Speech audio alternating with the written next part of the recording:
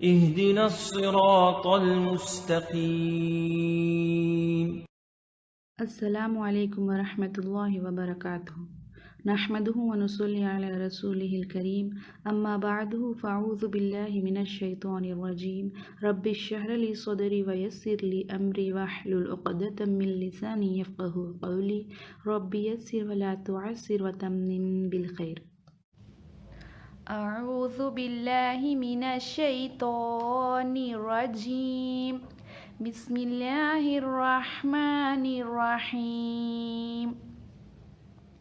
अल्लाह ताला के हुक्म से हम सब बखैरियत हैं। उम्मीद है आप सब लोग भी खैर व आफियत के साथ हैं।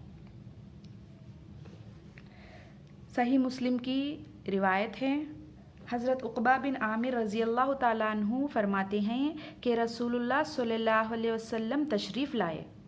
हम लोग सुफ़ा में बैठे थे।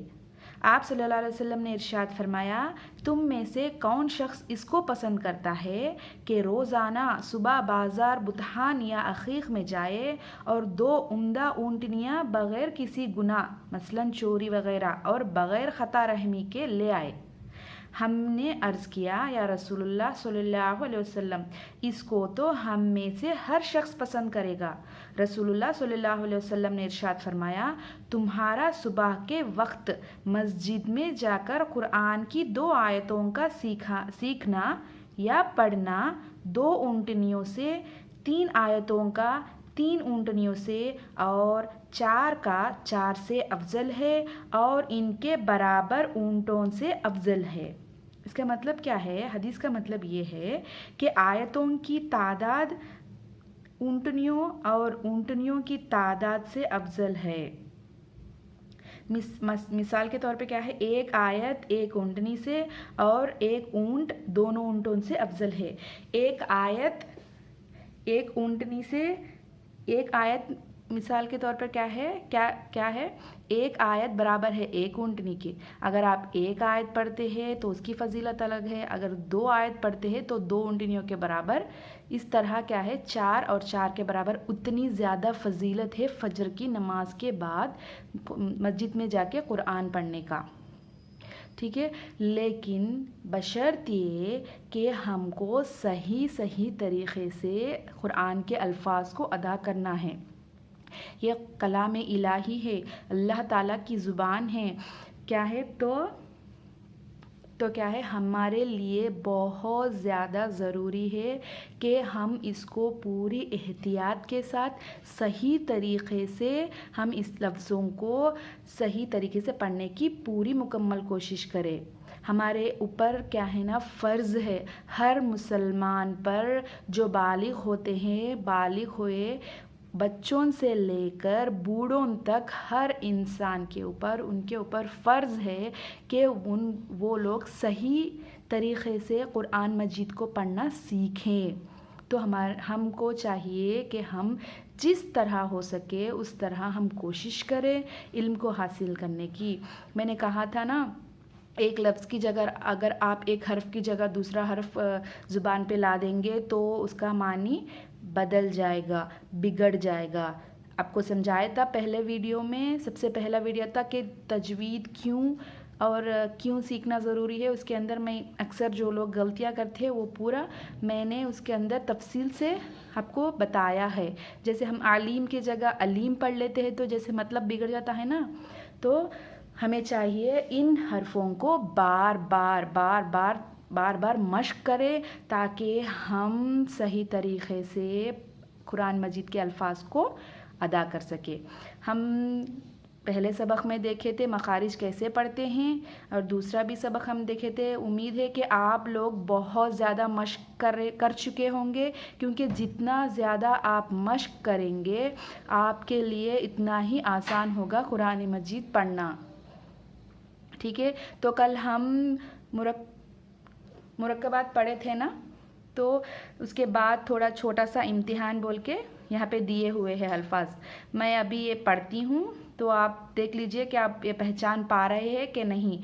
मिले हुए हुर्फ़ों को मुरक्कबात कहते हैं। दूसरा तख्ती क्या है, मिले हुए हुर्फ़ों को मुरक्कबात कहते हैं। ठीक है, तो तो यहाँ पे मकसद क्या है, जो जब अल्फाज एक दूसरे मिल जाते हैं तो उनकी शक्लें हमें पहचान में आ जानी चाहिए। ठीक है, तो अब मैं पढ़ती हूँ, आप भी देख लीजिए कि आप सही सीखे थे या नहीं, आप पहचान पा रहे हैं या नहीं। ठीक है, बिस्मिल्लाहिर्रहमानिर्रहीम। अलिफ या अलिफ, काफ नून सीन, ता आइन या, नून वाव मीम, अलिफ या दाल, रॉ या काफ, लाम आइन लाम, हा या जा, काफ या अलिफ, वाव या जाल, काफ रॉ फा, ता नून फा, आइन हा अलिफ, लाम जाल काफ, रॉ या फा, सीन या काफ, फा या काफ, हा मीम अलिफ, लाम लाम हा, क़ाफ बा लाम, ता हा मीम, मीम सीन ता, क़ाफ या मीम, बा हा जीम, अलिफ रॉ ता, मीम नून सीन, जीम या लाम, फा जीम आइन, लाम हा मीम, काफ आइन सॉद, फा मीम हमज़ा, काफ वाव लाम, लाम ता नून, बा हमज़ा नून। ऐसा नहीं कि 3-3 ही पढ़ना है, बस बच्चों के लिए आसान होता तो 3-3 लफ्ज़ जल्दी अदा कर सकते हैं, तो मैं 3-3 पढ़ के सुना रही हूँ। बस यहाँ पे देखिए आप, हमज़ा अलिफ की शक्ल में आया हुआ है। ठीक है, अब हम अगले सबक की तरफ चलते हैं और देखते हैं हमारा अगला सबक क्या है। हमारा अगला सबक है तख्ती नंबर 3, हरकत। हरकत किसको कहते हैं? तख्ती नंबर 3 हरकत है। देखते हैं तख्ती, पहले उर्दू में देखते हैं, फिर हम जो ये उर्दू है मैंने इंग्लिश में लिख के भी रखा हुआ है वो भी दिखाऊंगी आपको, उसके में भी देखते हैं। ठीक है, तख्ती नंबर 3 है हमारा हरकत। ठीक है, आपको तख्ती नंबर 1 क्या है आपको याद रहना है, 2 क्या है आपको याद रखना है। इससे क्या होता है, हमें ग्रामर जो है, जो कुरान के लिए ज़रूरी है कि ग्रामर अच्छे से, जब हम ग्रामर ये नूरानी क़ायदा का जो भी ग्रामर है हम अच्छे से अगर याद कर लेंगे, तख्तियाँ अच्छे से याद कर लेंगे, जहन में बिठा लेंगे, तो हमारे लिए पढ़ना बहुत आसान हो जाएगा। ठीक है, चलो देखते हैं। ज़बर ज़ेर पेश को हरकत कहते हैं। हरकत किसको कहते हैं? ज़बर ज़ेर और पेश, उनको हरकत कहते हैं। ज़बर ज़ेर पेश को जल्दी पढ़ें, थोड़ा भी ना खींचें। इनको हमेशा जल्दी अदा करना रहता है। ठीक है, बिल्कुल भी खींचना नहीं चाहिए। अलिफ हमेशा खाली होता है, जो अलिफ खाली ना हो वो हमज़ा है। ठीक है, मैं आपको इंग्लिश में जो लिखा हुआ था वो बता देती हूँ। ठीक है, जो बच्चे अभी उर्दू सीख रहे हैं या फिर उनको उर्दू सीखना अभी पूरा नहीं हुआ, उनके लिए मैं ये लिख रही हूँ। बच्चे या बड़ों, कुछ लोगों को इंग्लिश पढ़ना आता है मगर उर्दू पढ़ने में दिक्कत होती है, तो उनके लिए मैंने इंग्लिश में भी लिखा हुआ है। और इसका मैं क्या है, इसका PDF जो है लिंक मैं आपको डिस्क्रिप्शन में शेयर करूँगी, आप चाहे तो इसका प्रिंट आउट भी ले सकते हैं। ठीक है, तख्ती नंबर 3 हरकत। ज़बर ज़ेर पेश को हरकत कहते हैं। ज़बर ज़ेर पेश को जल्दी पढ़ें, थोड़ा भी ना खींचें।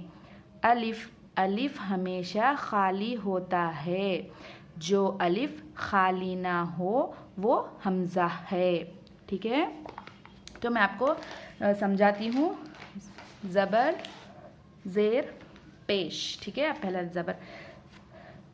ज़बर को किस तरह पढ़ना चाहिए? जल्दी पढ़ना चाहिए। ठीक है, जल्दी अदा करना रहता है। ठीक है, खींचना नहीं चाहिए।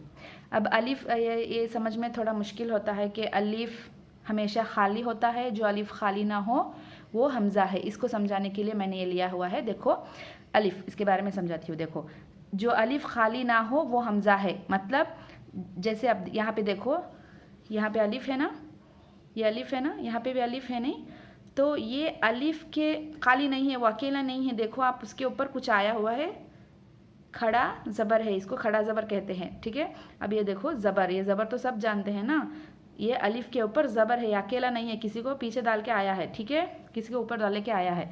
तो हमज़ा ज़बर क्या होता है? आ। हमज़ा ज़बर आ।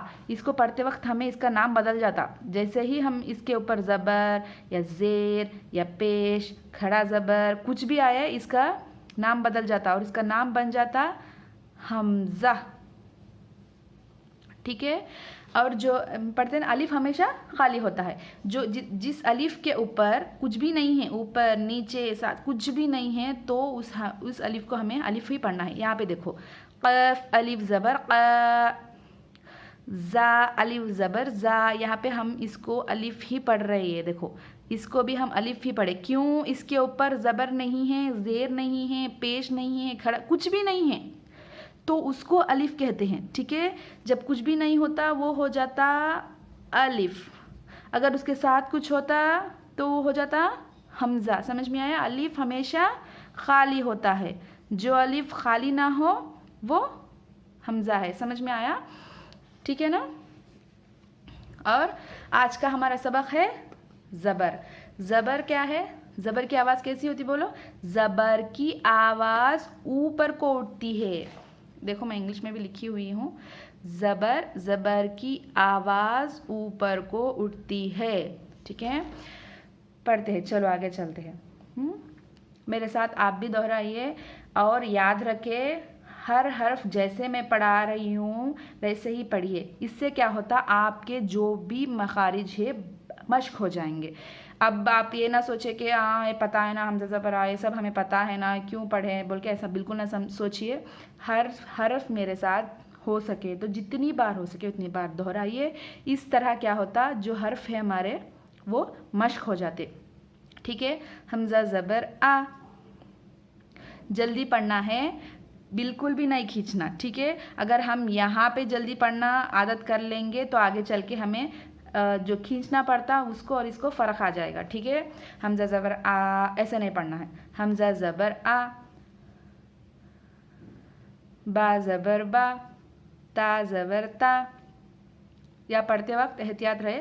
सा ज़बर सा, जीम ज़बर जा, हा ज़बर हा, ख ज़बर ख, पूरा आवाज़ आती है इसकी। ठीक है, दाल ज़बर दा, ज़ाल ज़बर ज़ा, रा ज़बर रा, ज़ा ज़बर ज़ा, सीन ज़बर सा, शीन ज़बर शा, सौद ज़बर सौ, सौद ज़बर सौ, दौद ज़बर दौ, दौद ज़बर दौ, तो ज़बर तो, ये ता ज़बर ता रहता है बारीक आवाज़, तो ज़बर तो। ठीक है, तो ज़बर तो, ज़ो ज़बर ज़ो, आइन ज़बर आ, गैन ज़बर गा। यहाँ पे आइन और हमज़ा में फ़र्क है। हमज़ा ज़बर आ होता है और आइन ज़बर आ, गैन ज़बर गा, फ़ा ज़बर फ़ा, क़ाफ ज़बर क़ा, काफ ज़बर का। आपको फ़र्क समझ में आ रहा है ना? क़ाफ ज़बर क़ा, काफ ज़बर का, लाम ज़बर ला, मीम ज़बर मा, नून ज़बर ना, वाव ज़बर वा। आपके वा बोलते वक्त आपके नीचे वाले होंठ ऊपर वाले दांत को लगना है। ठीक है, वा। हा ज़बर हा, हमज़ा ज़बर आ, इसकी आवाज़ और इसकी आवाज़ एक जैसी होती है। ठीक है, या ज़बर या ज़बर या। और यहाँ पे जो दिए हुए ना, इनको भी पहले आप हिज्जे से ही पढ़िए। रवा हम जब हमें अच्छी तरह से आ जाता है तब पढ़ेंगे। ठीक है, दाल ज़बर दा, रा ज़बर रा, दा रा, इसको बारीक और इसको मोटा, दो नहीं मोटा नहीं पढ़ना है, दा बारीक, दारा, सीन ज़बर सा, दारासा, इसको बारीक, इसको मोटा और इसको बारीक, ठीक है, दारासा। वाव ज़बर वा, दाल ज़बर दा, वादा, आइन ज़बर आ, वादा आ, वादा आ बिल्कुल भी नहीं, आ नहीं, आ, वादा आ। आइन ज़बर आ, बा ज़बर बा, आबा, दाल ज़बर दा, आबदा। काफ ज़बर का, सीन ज़बर सा, कसा, बा ज़बर बा, कसबा। दाल ज़बर दा, ख ज़बर ख, दख, दख। लाम ज़बर ला, दखला। बा ज़बर बा, लाम ज़बर ला, बला। गैन ज़बर गा, बलगा। वाव ज़बर वा, जीम ज़बर जा, वजा, दाल ज़बर दा, वजदा। सीन ज़बर सा, जीम ज़बर जा, सजा, दाल ज़बर दा, सजदा। ठीक है, बार बार अपने हरफों को मश्क कीजिए। हरफों पे ये पूरी किताब है ना, सारी कुरान भी हरफों, जो सामने मखारिज है ना, हर्फ है ना अलिफ से यहाँ तक, उनके ऊपर बहुत ज़्यादा डिपेंडेंट है। यानी कि अगर आप एक हर्फ के जगह दूसरा हर्फ पढ़ लेंगे, जैसे कि मैंने बताया था हमज़ा की जगह आइन की जगह हमज़ा पढ़ लेंगे तो माना बिगड़ जाएगा। इसीलिए आप कोशिश करें, बार बार बार मश्क करें, ठीक है। और कोशिश करें कि जो लोग तजवीद सीखना चाहते हैं या फिर कुछ जो लोग तजवीद नहीं सीखे हैं, उनको ये वीडियोस ये ज़रूर शेयर करें ताकि वो भी इल्म हासिल कर सके, ताकि वो भी कुरान मजीद सही तरीके से पढ़ सके। इखलास के साथ अगर आप ये वीडियो शेयर करेंगे तो अल्लाह ताला आपको भी इंशाअल्लाह नेकी देंगे, इसकी अजर देंगे। कोशिश करें आप ये बार बार सबक को याद करें। हम फिर अगले वीडियो में मिलेंगे इंशाअल्लाह। दुआओं में ज़रूर से ज़रूर याद रखिए। अस्सलामु अलैकुम वरहमतुल्लाहि वबरकातुहू।